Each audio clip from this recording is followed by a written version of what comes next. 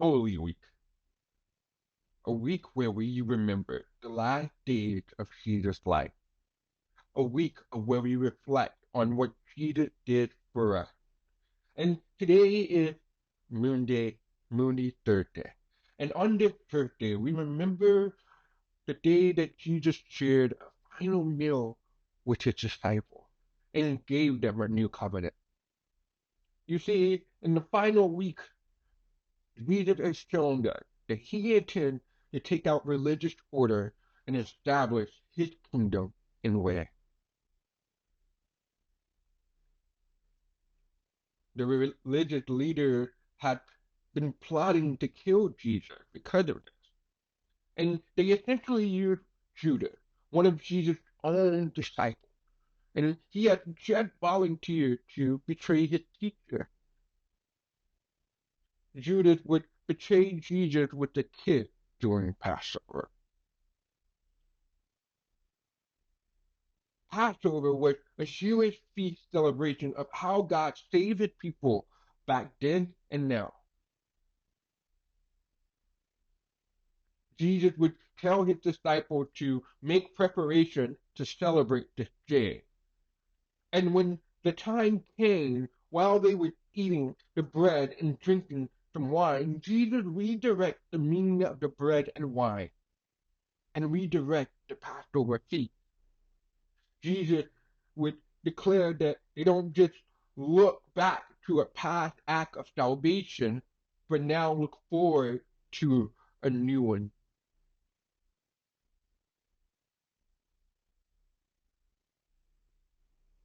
Jesus took the bread and said, "This is my body, given for you. Do this and remember it of me." And in that same way, he took the cup, saying, "This cup is the new covenant in my blood, which is poured out for you." You see, God's covenant on the first Passover promised freedom. And now, at that same meal, Jesus makes the new covenant and promised that by the sacrificed body and blood of Jesus, God's people will be freed once again.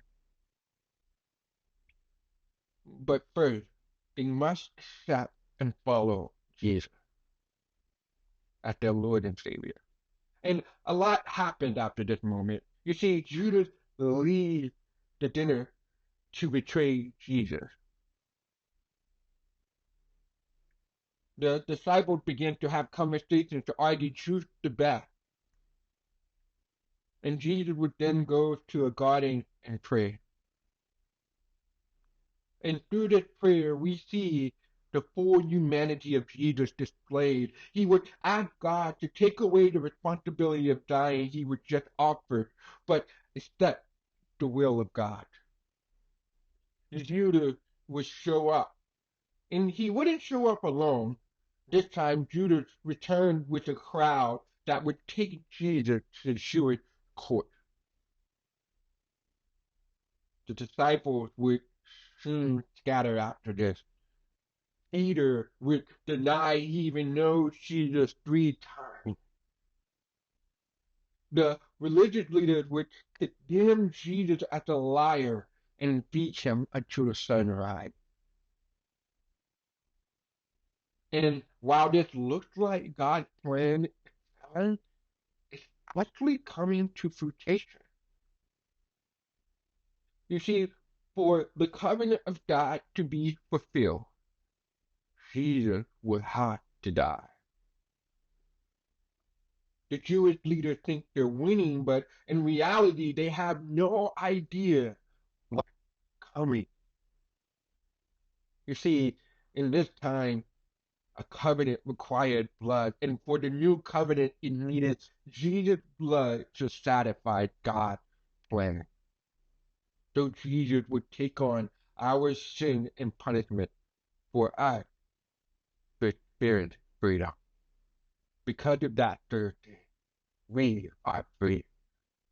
I pray that you will accept Jesus' body and blood as a new covenant, which is God's promise to free you and bring you into his kingdom.